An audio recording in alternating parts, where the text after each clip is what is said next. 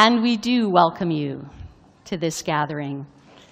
You have a place wherever you are, whether you're here in this circle in Edmonton or gathering with a beloved community in Saskatoon or in Toronto or joining us wherever you are online right now.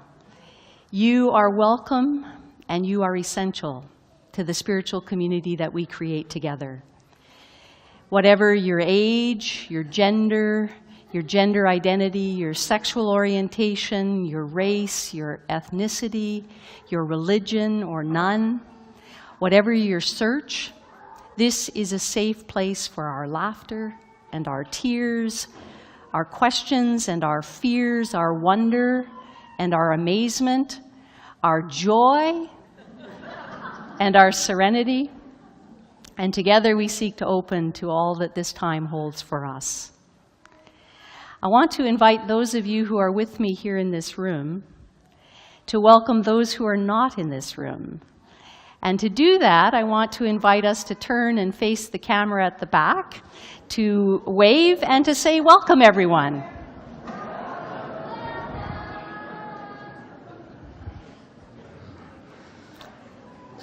We're really glad that you are with us as together we seek to build a culture of love with one another. This is a new day that none of us have ever seen before. It is a day that was born of a long and sacred light, a great flaring forth in the universe that birthed each of us in the long voice of love. We place this flame in our midst, a symbol of our intention to live in ways that seek the light of our common good, that seek to reflect light, and that honor light as we find it in each other. Those of us gathering in Edmonton and in Saskatoon acknowledge with gratitude that we are gathered on the storied land, the traditional meeting place, gathering place, traveling route of Cree, Saulteaux, Blackfoot, Métis, Dene, Nakota Sioux peoples, native land to many Indigenous peoples and adopted home to many migrants from so many different lands around the world. All of us seeking to be faithful to our commitments as members of Treaty 6, all of us treaty people.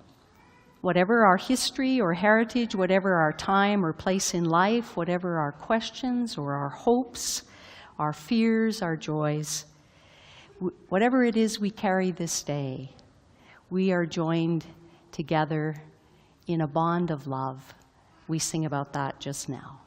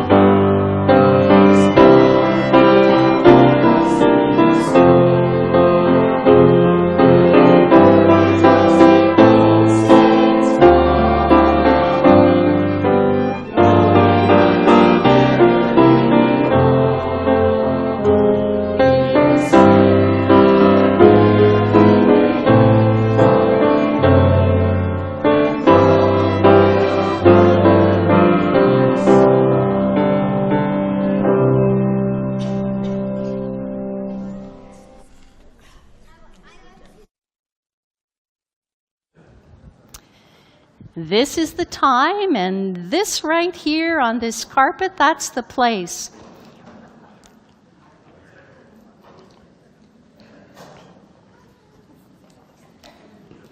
For our time for all ages.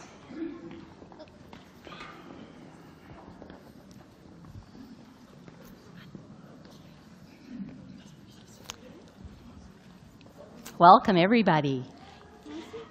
Come on down. There's room for all of us. There's some really great carpet up here at the front. We can all squish a bit forward so we can all see and hear. Come on down. We're going to talk about something today that I know you know a lot about. We're going to talk about love. Can you name some people you love? Who do you love? Your mom? Your sister? Who do you love?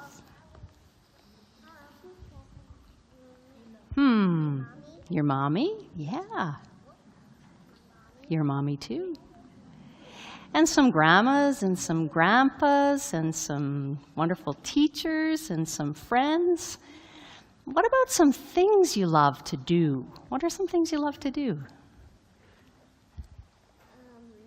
Love to read. That's a good one. What are some things you love to do? Like to read stories? Yeah. What do you love to do? Color. That's a good one too. What do you love to do, Ash? Play with slime. Play with slime. Ooh, that sounds fun. What do you love to do? Yeah, sounds great. We're going to read a story about love, and that's all it's called, love. And it's by a man named Matthew de la Pena, and you're going to see some wonderful pictures that are done by Lauren Long. And the pictures will be up on the wall. In the beginning, there is light, and two wide-eyed figures standing at the foot of your bed, and the sound of their voice is love. A cab driver plays love softly on his radio while you bounce in the back with the bumps of the city, and everything smells new, and it smells like life. Love, too, is the smell of the crashing waves and a train whistle blinding in the distance, and each night the sky above you, your trailer, turns the very color of love. In a crowded concrete park, you toddle towards summer sprinklers while older kids skip rope and run up the slide, and soon you're running among them. And the echo of your laughter, that's love. On the night the fire alarm blares, you're pulled from sleep and you're whisked into the street where a quiet old lady is pointing to the sky. And she says, stars shine long after they've flamed out. And the shine they shine with, that's love. But it's not only stars that flame out. It's things like summer, too, and friendships, and people.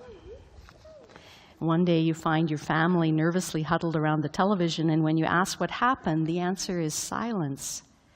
And they shift between looking at you and looking at the screen. In your dream that night, you're searching for a love that seems lost, and you open closed drawers and lift cushions, and you empty old toy bins, but there doesn't seem to be anything there. And you wake with a start in the arms of a loved one who bends to your ear and whispers, "It's okay. It's okay. It's love." And in time, you learn to recognize a love overlooked, a love that wakes at dawn and rides to work on the bus, a slice of burnt toast that tastes like love. And it's love in each crease of your granddad's face as he lowers himself onto the overturned bucket to fish. And it's love in the rustling leaves of gnarled trees lined beneath flower fields. And it's even love in those made-up stories that your uncle likes to tell in the backyard while he's throwing horseshoes. And the man in rags outside the subway station plays love notes that lift into the sky like tiny beacons of light. And that face looking back at you in the bathroom mirror, that's love too.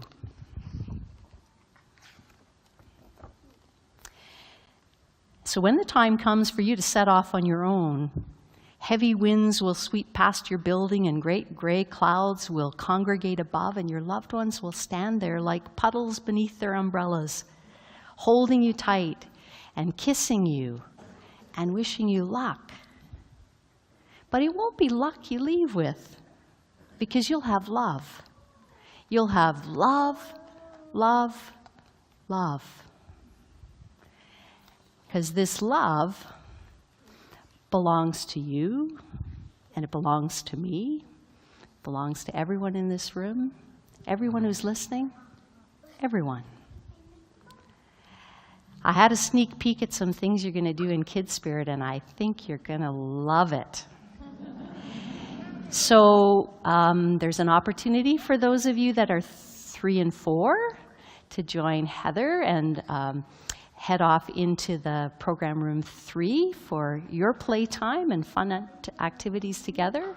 And for those of you that are in kindergarten and up to grade 5 or so, or older if you like, Michael and Karen, I've got a great morning lined up for you in Kid Spirit.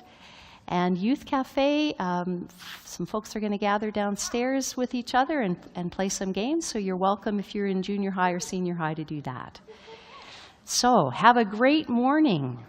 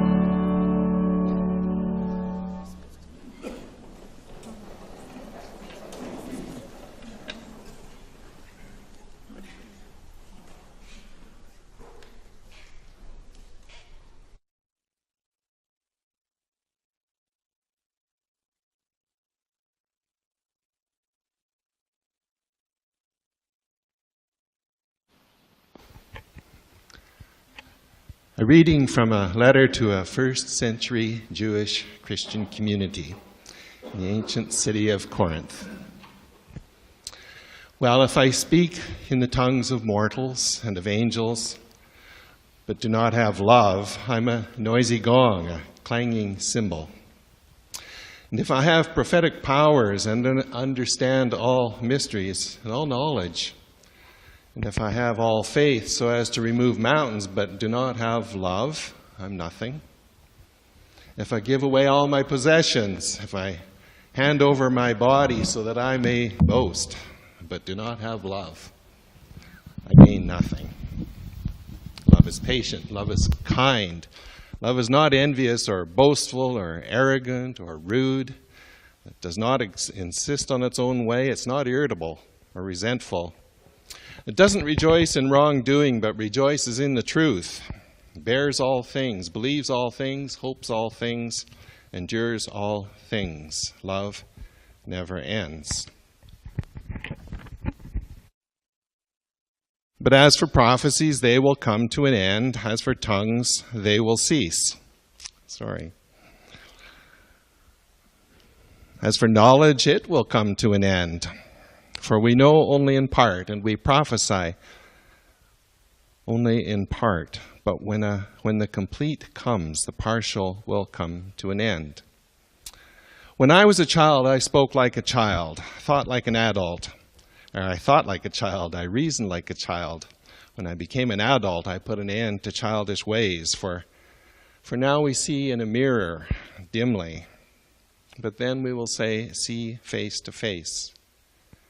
Now I know only in part. Then I will know fully, even as I have been fully known. And now faith, hope, and love abide, these three. And the greatest of these is love. In this ancient letter, may we find wisdom for our living.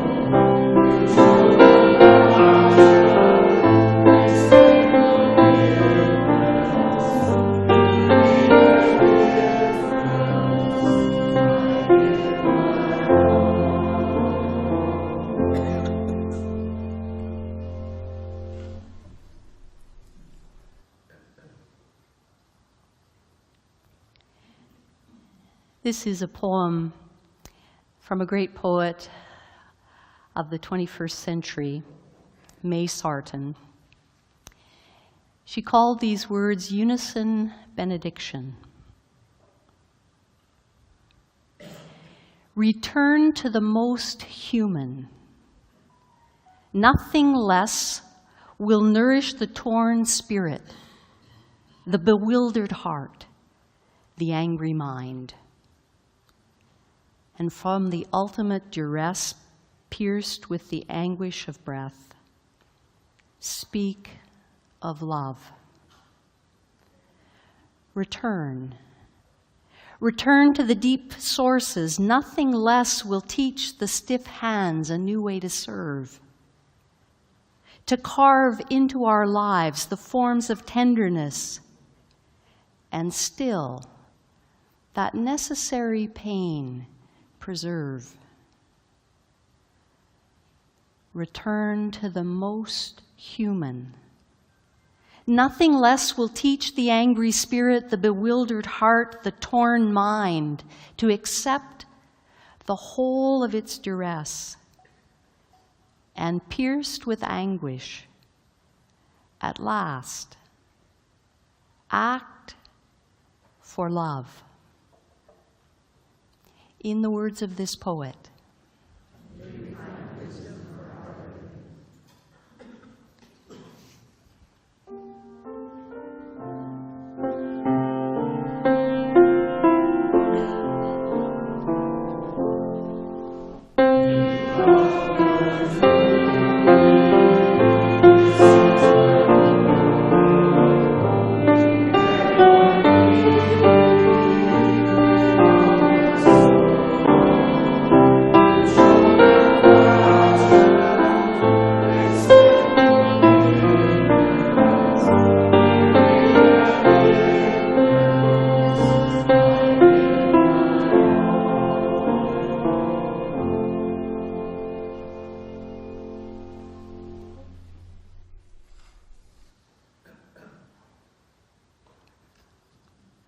last Saturday,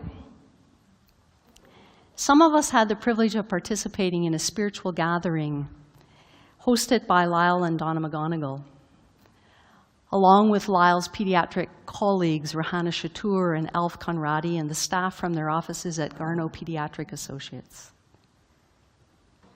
For many years now, every 2 years, Lyle and Donna have hosted a day of ritual for families who have survived the death of a child. Parents and siblings are invited to gather, to light a candle, share a memory or a story about their child, while drummers sustain a heartbeat underneath all those names that are spoken and all those stories that are shared, while all of us hold them in the strength of our presence. We honor the spirit of each child and receive the light cast by their lives. Some are medically fragile children who had multiple health challenges their entire lives. Some had short lives, and others had lived well beyond the time expected given the many threats to their survival. Others were children or young adults who had journeyed with cancer. Some were children who had never been able to speak or walk or eat. Some were healthy and robust in the prime of their active and vibrant lives when disease claimed them. Some were lives lost to the tragedy of unspeakable accidents. Some were young lives ended by their own choice in the struggle with depression or the mystery of questions we'll never answer. It's a day of ritual, a day of song, story, a day of tears and laughter, a day of grief and gratitude. It's a day of expressing appreciation to medical caregivers who've walked this road with these families. And everyone's story is different. And everyone's pain is particular, unique, and viscerally real. What struck me this year, as I was privileged to be in that sacred time, what struck me was a common thread woven through all of these losses. While the circumstances of death were diverse and the capacities and potentials of each of these children and young adults were varied and different, while the family circumstances were all unique, in every case, it was love that was being grieved and love that was being celebrated. It was the capacity of each of these children and young adults to love and be loved that created the occasion for their lives to be deeply, joyfully, and tearfully celebrated. It wasn't how long they had lived, or how much they had accomplished, or what they had achieved, although that was often moving and remarkable in young and short lives.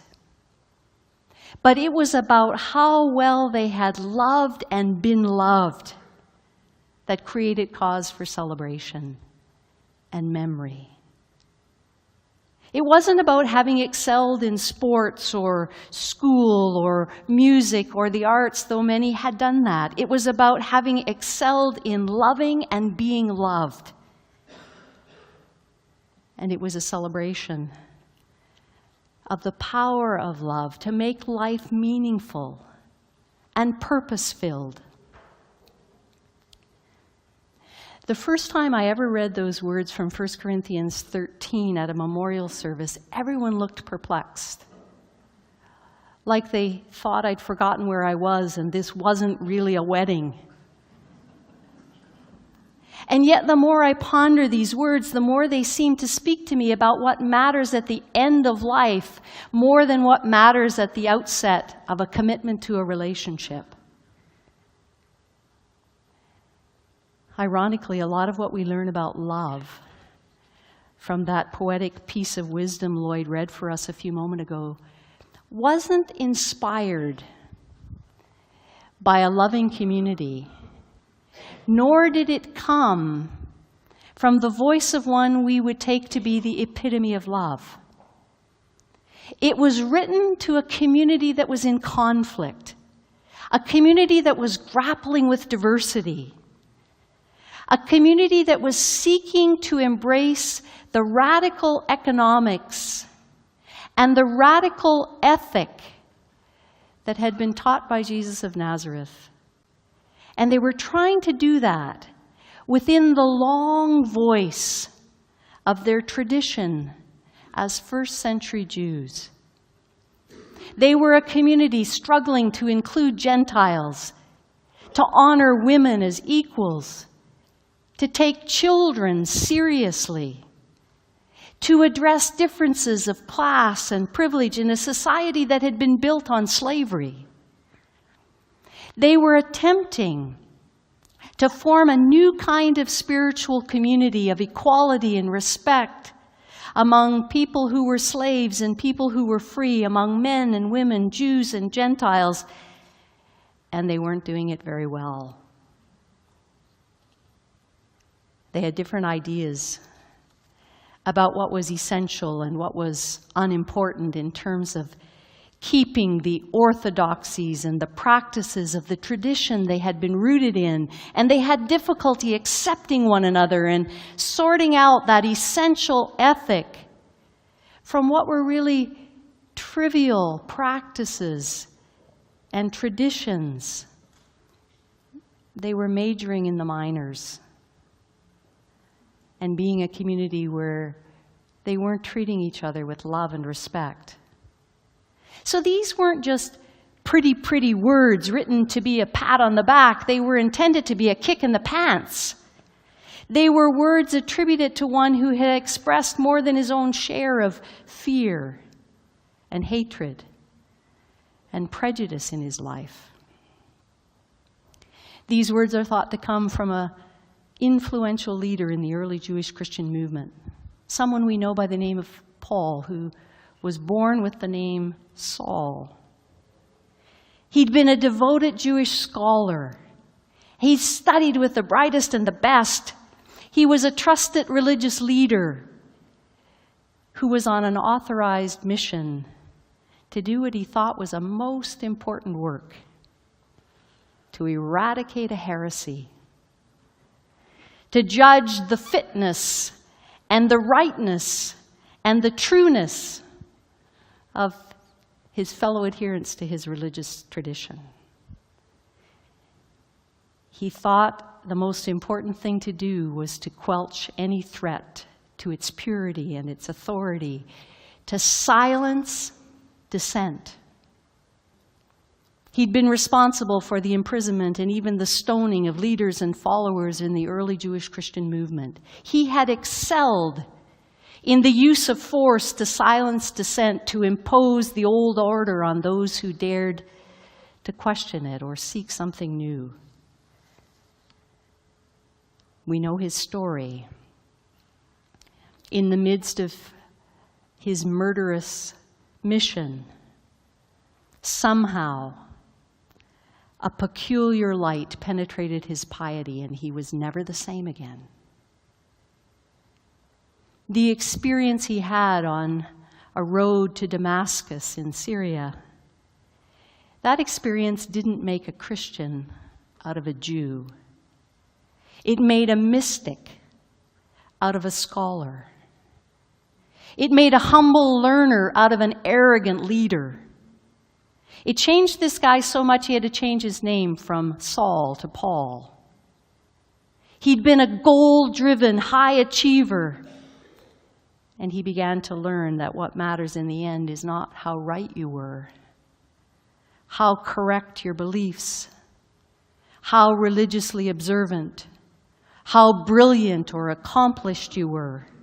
What matters in the end is how well you loved, not who you feared and how you hated, not what you achieved or how you scored.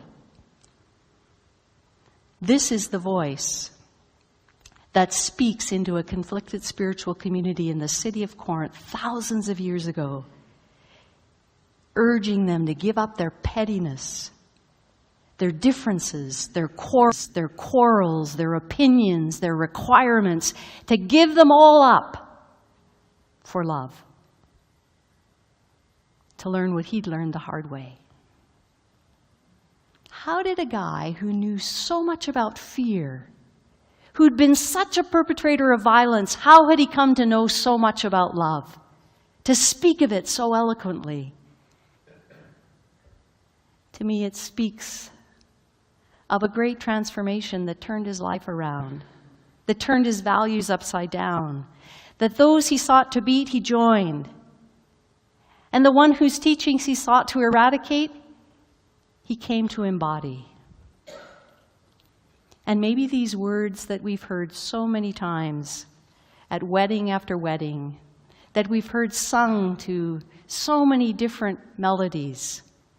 Maybe these words, in some sense, we hear in 1 Corinthians 13, maybe these words are his creed, his testimony, his mantra. While we may never say that all of Paul's writings have enduring spiritual wisdom, and while his counsel is imperfect in so many ways, yet in these words he gives us a radical, ethical vision to live. Perhaps the finest codification of ethics that we can find anywhere in the Bible. We overhear this first century voice tell us that our successes and our achievements, our awards and our distinctions, they don't amount to a hill of beans if we fail in love. We've so watered down this word in the English language that it's almost lost its power. We've used it to describe how we feel about our country, how we feel about the weather, how we feel about our family, how we feel about the color of the sky. It's become a word that is private and personal. Not so much a word we use to name how it is we act, what it is we do for the greater good, for the common good, for the collective good. In May Sarton's poem, she challenges us to a love that isn't about sentiment or romance. It isn't about patriotism. It isn't about our preferences in life. It's about not so much loving our family or our country or loving chocolate. It's about acting from the most primal place of being human. It's about acting with and for love in the midst of anguished, bewildered, angry times. It's about moving our lives from speaking of love to acting for love.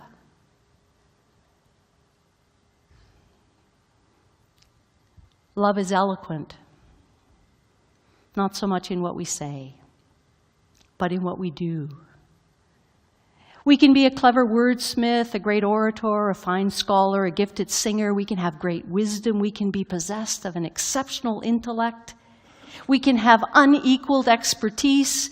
We can be unshakable in our faith. We can give our lives to the best of struggles and the most important studies.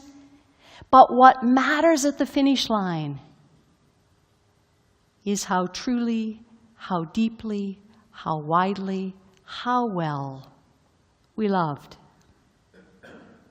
And if we've excelled in love, not only our life, but our death will be an achievement. Because love takes the measure of our lives. It's how we love our planet, our world, our country, our community, our family, our friends, our enemies, our work, ourselves. It's how well we love that will determine whether we've lived lives that have been worthy of our breath. You've heard me say it so many times. Whatever our profession, love is our vocation as human beings.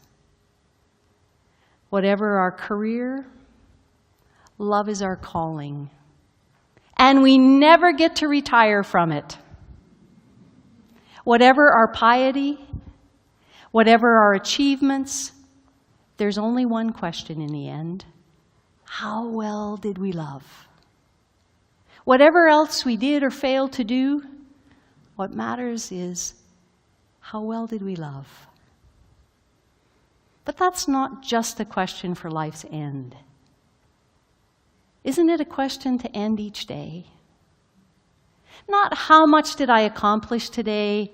What did I tick off my to-do list? What did I achieve? How did I do? Did I make a difference? Did I do anything that really mattered? Does my life mean anything? The question that matters is this. It's simple. and it takes our entire lives to answer it.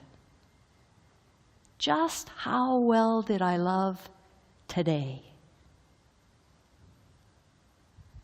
And tomorrow, it just might bring another day to try again.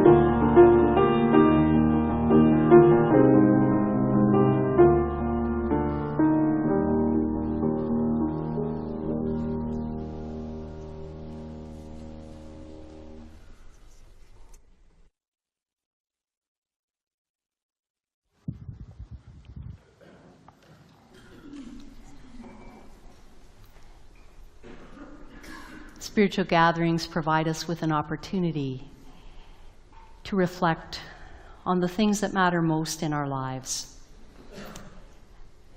How well did we love? How truly did we live? How deeply did we let go?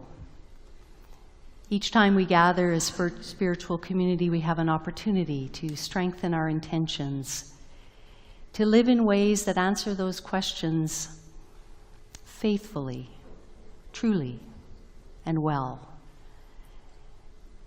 That's why we pray.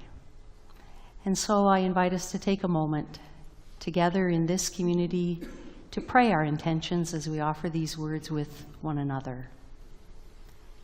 We open to sacred mysteries beyond our capacity to name, but within our experience to know.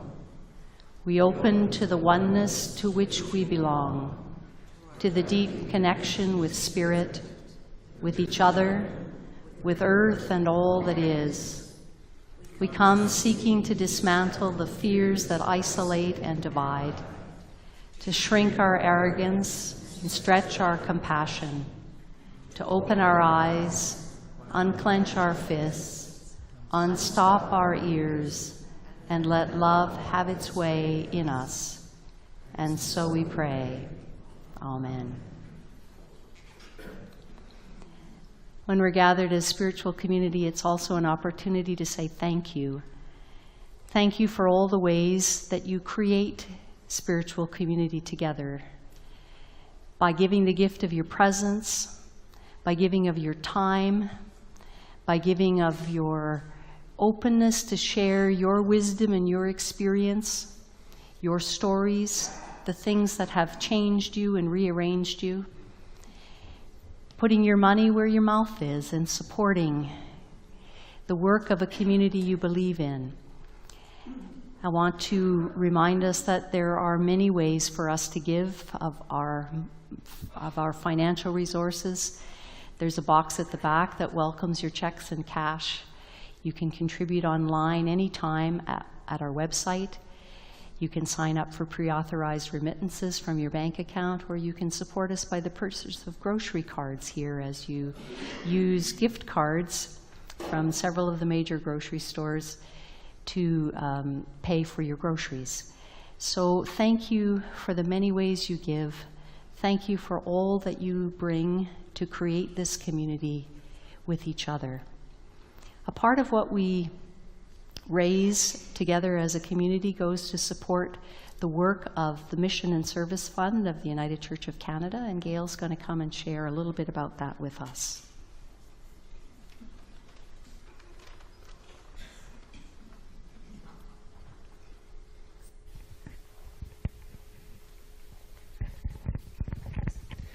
The United Church of Canada is a truly Canadian construct. It was actually created by an Act of Parliament in 1925 when people from 3 different denominations decided to work as one. Quite often, when I talk about the Mission and Service Fund, I talk about the many international projects that are supported, that receive grants from the Mission and Service Fund. So I thought this morning I'd do a cross-country checkup because we really are a national community. We're familiar with the Bissell Centre here in Edmonton, but many similar organizations across the country also receive assistance from M&S. Examples include the Halifax Family Resource Centre, the London Community Chaplaincy, the St. Matthew's Maryland Community Ministry in Winnipeg, and First United Church Ministry Society in Vancouver. Across the country, there are many small, isolated communities that really can't afford to maintain a church presence. One example is Newfoundland, where many tiny congregations are scattered along the coast.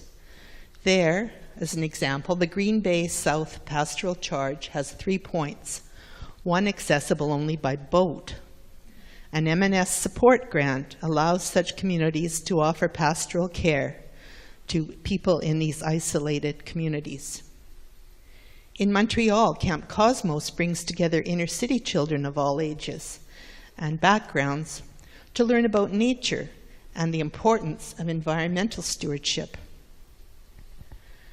2018 is the 30th anniversary of the United Church Apology to First Nations. The Mission and Service Fund continues to offer support to many Native groups. The Pimichikimak Cree Nation in northern Manitoba used a Circle of Courage framework to bring in artists for a 3-day suicide prevention strategy. This promoted strength, resilience, and healing by fostering a sense of belonging, independence, and generosity. Various creative arts were used to help build leadership skills and intergenerational relationships. The Mission and Service Fund also supports theological schools across the country, including the Sandy Soto Centre in Manitoba, which honors both traditional Indigenous knowledge and ceremony, as well as Christian tradition and belief. Other theological schools include the Atlantic School of Theology, Emmanuel College in Toronto, the Centre for Christian Studies in Winnipeg, St. Andrew's College in Saskatoon, and the Vancouver School of Theology. This is just a small sampling of the many programs across the country that receive support from the United Church Mission and Service Fund. Through donations from those of us here at Southminster Steiner and across the country, we can truly help to make Canada a more just, compassionate, and loving society.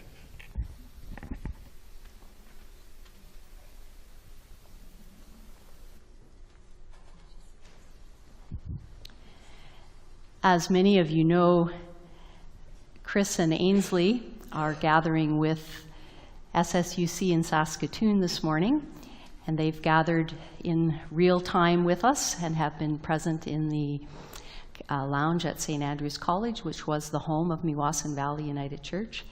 And I think we have greetings from them, if you can play that for us, Nevin.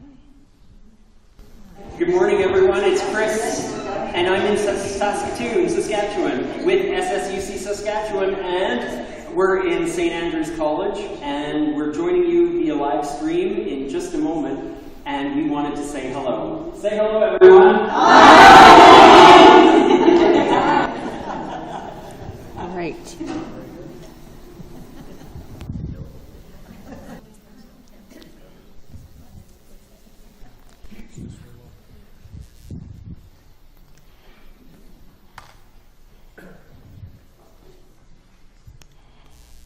As we take our leave of this circle in this place, and our friends in Saskatoon take their leave of St. Andrew's College, and wherever you are joining us, you take your leave of this time we've shared together. We take with us light and our intention to love fully, deeply, widely, broadly, and well, to excel in love in all that we do this day. There is only one question. What would love do now?